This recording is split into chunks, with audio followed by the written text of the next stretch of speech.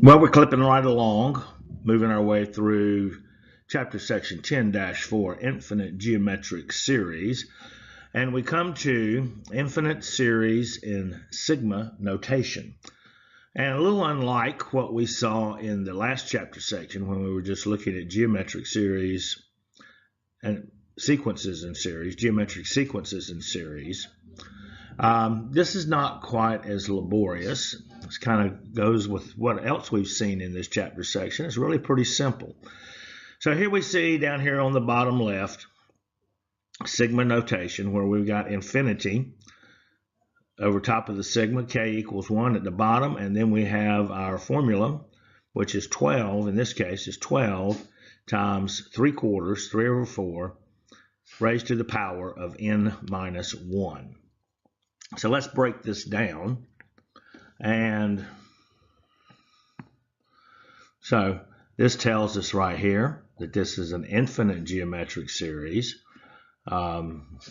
This is telling us that this is going to be the first number in that geometric series, or we will find that number here in this formula.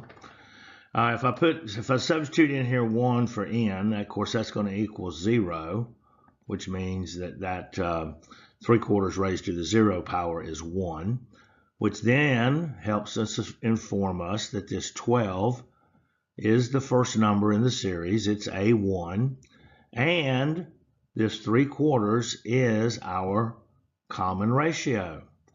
So all we got to really do in this one is just do a little bit of plugging and chugging to find the sum of the infinite series in sigma notation. We do know that we can find a sum because our common ratio right here is the absolute value of 3/4 is, of course, less than or equal to 1.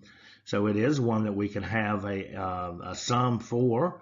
And so let's just go here. So we got S equals, A1 is 12, and that's going to be over 3/4. 1 minus 3/4, excuse me. 1 minus R. 1 minus 3/4. And so we'll just continue to solve this. And now we got 12 is over 1 over 4.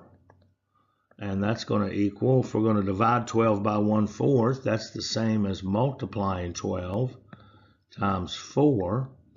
And the sum of this infinite geometric series that we have represented to us in sigma notation is 12 times 4, or the sum is going to be 48.